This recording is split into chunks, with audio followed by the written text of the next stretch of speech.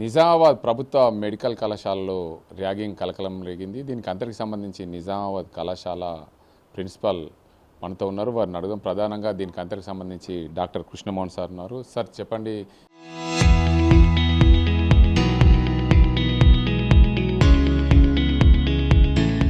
ఈ మెడికల్ కళాశాలలో ర్యాగింగ్ ఒక 2వ సంవత్సరం చదువుతున్న అమ్మాయిని వేధింపులకు పాల్పడ్డాడు. అందులో భాగంగానే అమ్మాయి సూసైడ్ అటెంప్ట్ చేసుకున్నట్లు చికిత్స పొందుతున్నట్లు తెలిసింది. ఏంది సార్ పరిస్థితి?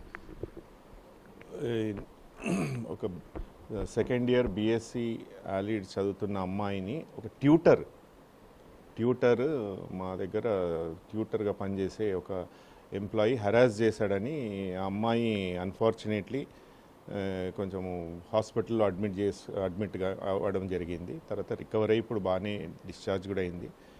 ఆ అమ్మాయి కంప్లైంట్ ప్రకారం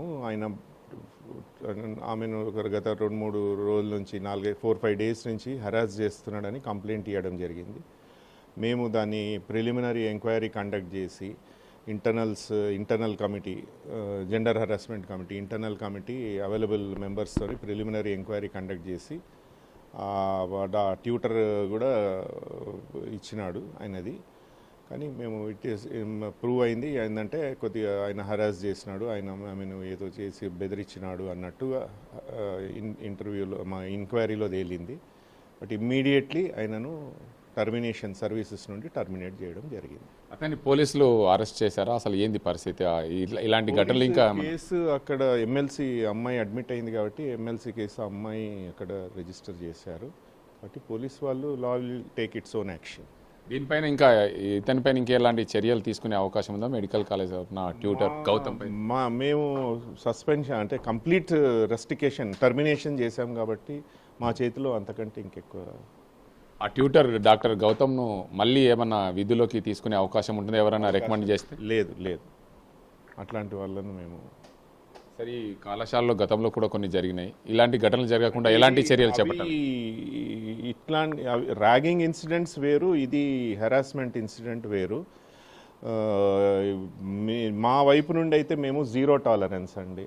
ఏ పిల్లలు ఎవరు ఎంత చిన్న ప్రాబ్లం ఉన్నా మా నోటీస్లోకి వస్తే మాత్రం ఇట్లాంటివి ఏం జరిగినా మాత్రం మేము ఇమ్మీడియట్లీ యాక్షన్ తీసుకుంటాం. కళాశాల విద్యార్థులకు ఎలాంటి ధైర్యంగా ఉండండి. నా వరకు వచ్చి చెప్పాలని మీరు అధైర్యపడ్డా లేడీ ఫ్యాకల్టీ మెంబర్స్ చాలామంది ఉన్నారు. వాళ్ళ దగ్గర చెప్పినా నా వరకు ఇన్ఫర్మేషన్ వస్తే నేను ఇమ్మీడియట్లీ యాక్షన్ తీసుకుంటాను. మీ దగ్గరకు రావాలంటే కొంతమంది విద్యార్థులు ఇబ్బందులు పడుతుంటారు, మమ్మల్ని ఎక్కడైనా ఫెయిల్ చేస్తారేమో అని ఆలోచన. లేడీ ఫ్యాకల్టీ మెంబర్స్ చాలామంది ఉన్నారు. వాళ్ళకి చెప్పినా కానీ వాళ్ళు ఇమ్మీడియట్లీ నా దగ్గరికి వచ్చి ఇన్ఫర్మేషన్ ఇస్తారు. మీరు పూర్తిగా ఇక్కడ ఉండే విద్యార్థినులకు పూర్తి భరోసా ఇస్తున్నారు. ఎలాంటి ఘటనలు జరిగినా మీకు ఫిర్యాదు 100% మా వరకు నోటీస్లోకి వచ్చిందంటే మాత్రం ఇమ్మీడియట్లీ మేము యాక్షన్ తీసుకుంటాం. Thank you. మొత్తానికి చూడొచ్చు, ఏదైతే నిజామాబాద్ ప్రభుత్వ కళాశాలలో జరిగిన అంశాన్ని ట్యూటర్ గౌతమ్ ఇలాంటి ఘటనలకు పాల్పడిపోయిన ఆయనని టర్మినేట్ చేశాం. పూర్తి స్థాయిలో ఎలాంటి ఇబ్బందులు ఉన్నా విద్యార్థులు మాకు తెలియజేయాలి. ఆ అమ్మాయి సూసైడ్ అటెంప్ట్ చేసుకోవడం దురదృష్టకం. ఆమె రికవరీ అయింది, ఆమెను ఇంటికి పంపించాం.